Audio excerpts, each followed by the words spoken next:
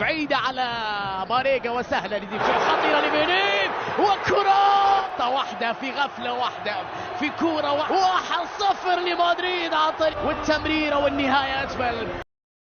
فيتوين تسديدة مرت في محاذاة القائم، خطيرة من لوسيانو اللي تشهد أيضا نجاحات كبيرة في كرة القدم السعودية. الكرة تصل كويار، كرة بالخطأ، بنزيما تسديد،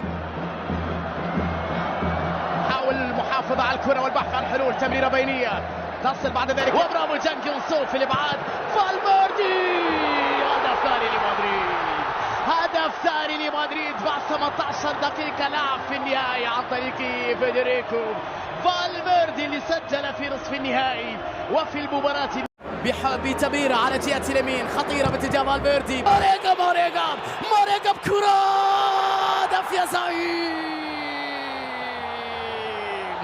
الهلال يسجل في مرمى ريال مدريد في نهائي مونديال الأندية، ماريجا بروعة كبيرة.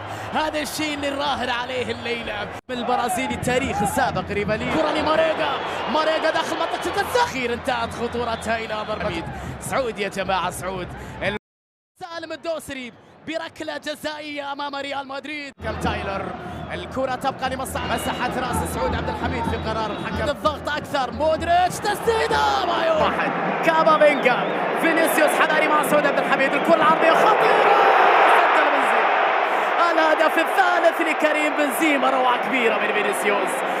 كبيرة من فينيسيوس، وهذا القدم إلى توني. الخمس دقائق محاولة بكرة عرضية خطيرة وفرصة لكنها فالفيردي،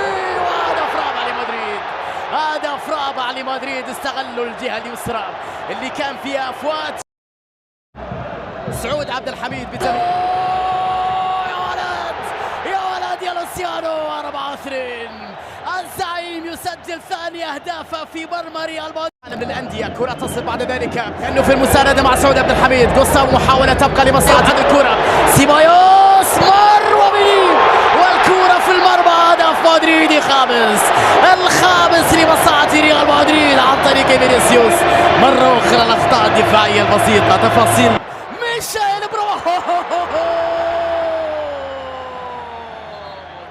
حلوة يا بيتو، حلوة يا ميشيل. الهلال يا جماعة، الهلال يعزك ويرفع